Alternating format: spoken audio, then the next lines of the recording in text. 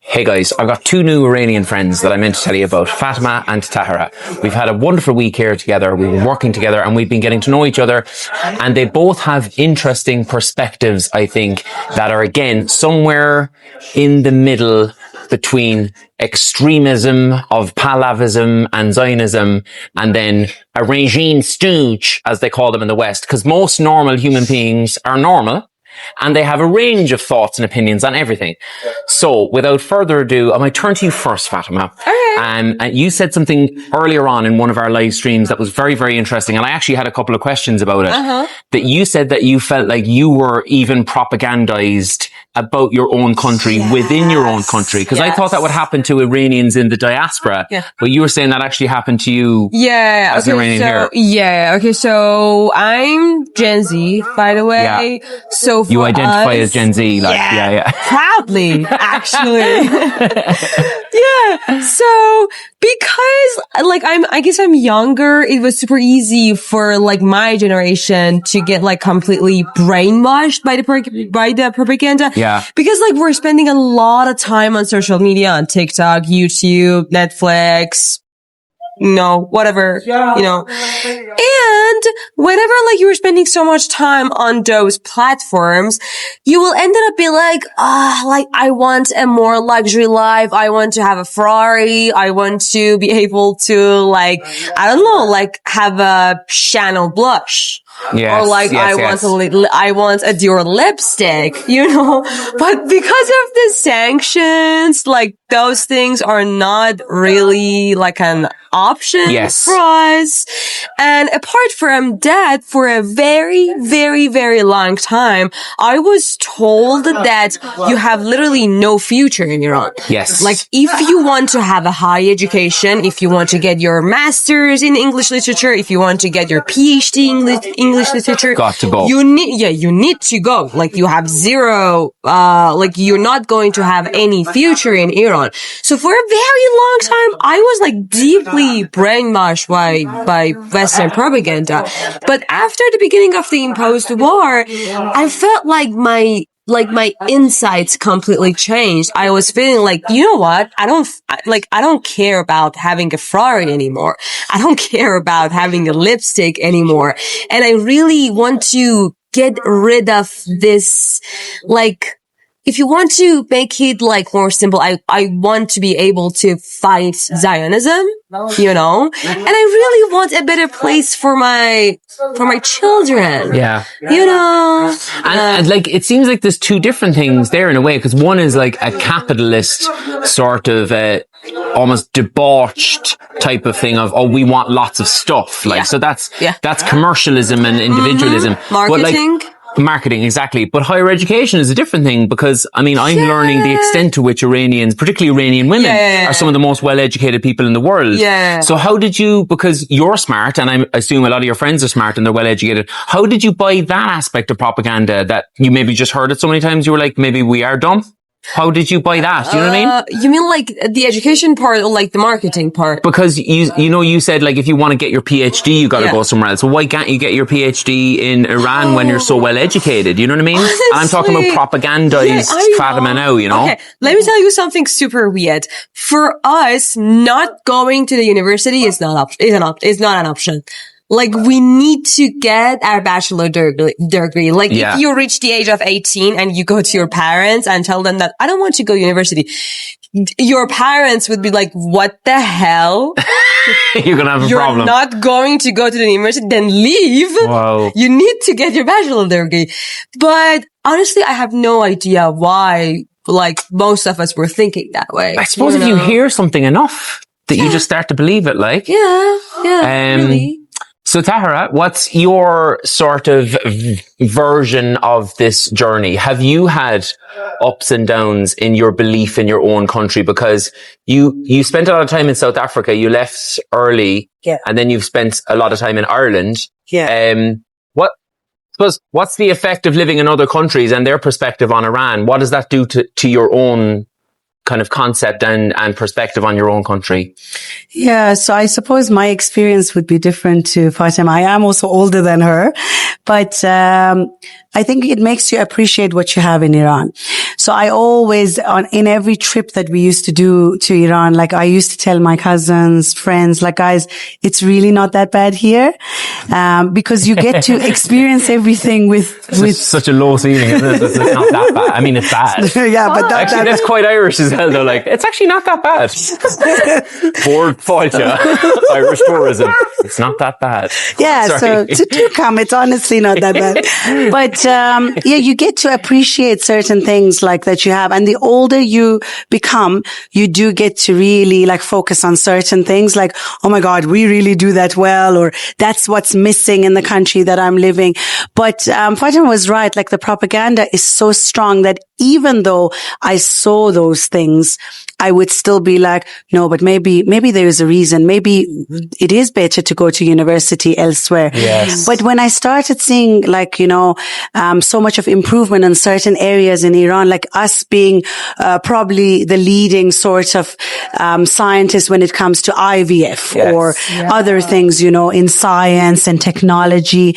And when you start to realize that you have this much, you then dismantle everything in your mind. Yes. But that really comes with experience. That comes with age, because it's hard when you are a youngster to kind of not go with what the crowd wants. So I did like for a very long time kind of regurgitate what everybody else was saying.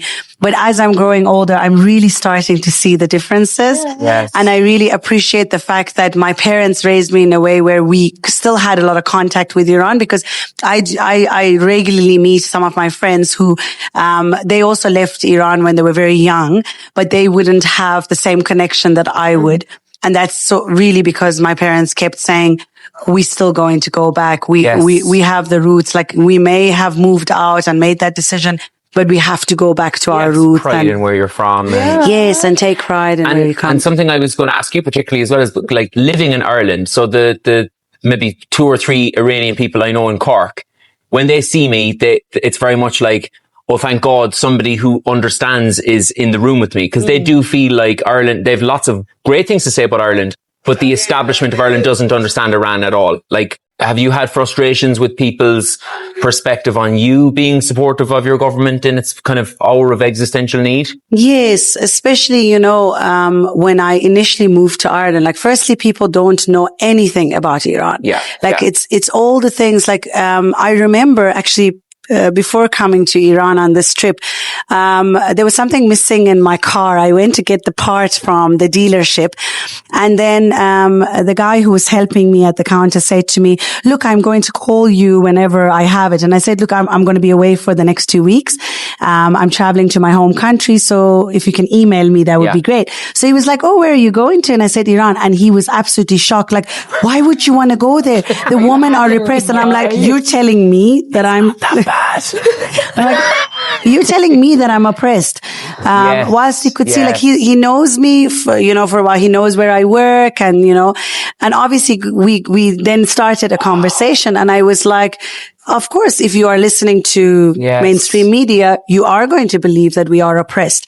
But so I started breaking it down for him. And then, he had this idea as well that him as a Christian, if he is to come to Iran, that he's going to be severely disrespected because he had a bad experience in some other country. Yeah. And I really had to break it down. And it was that day that I realized, like, now that I'm coming to Iran, I really have a journey. I have to start talking about certain things, even though, like, it wasn't my favorite thing to be in front of a camera or what. But, like, for a very long time, we've kept quiet, Tyke. Yeah. Especially when the war, the illegal war happened.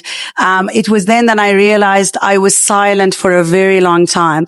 I knew it deep down. Like, I would go to even some of my Iranian friends and they would start criticizing a lot of things in Iran. And deep down, I knew that not all of it was right. Yes. Like, you can't look at things in a black and white way. But I never had the audacity or the courage to say, no, actually, I disagree with you. Yes. And why are you saying that? But when the war happened and I saw the way, like, my country was defending itself, this is further than you agreeing with the agendas of the government, or you agreeing with any religious sort of affiliation. This is only about keeping the sovereignty of a country. And that's what I was interested in. Of course. So like that was the moment when I started speaking out and saying, no, actually, I want to stick behind my country. And that's when I lost a lot of the friendships. Yes. Yeah. And so, Fatima, I won't keep you guys much longer now because we've agreed this was going to be short and sweet, and we're hanging around outside a hotel, which is never safe. But Fatima, like, you don't live in Ireland. You have, which is, you know, I would maybe ultimately like to see you living in Ireland at some point if you're interested, so that we can hang out.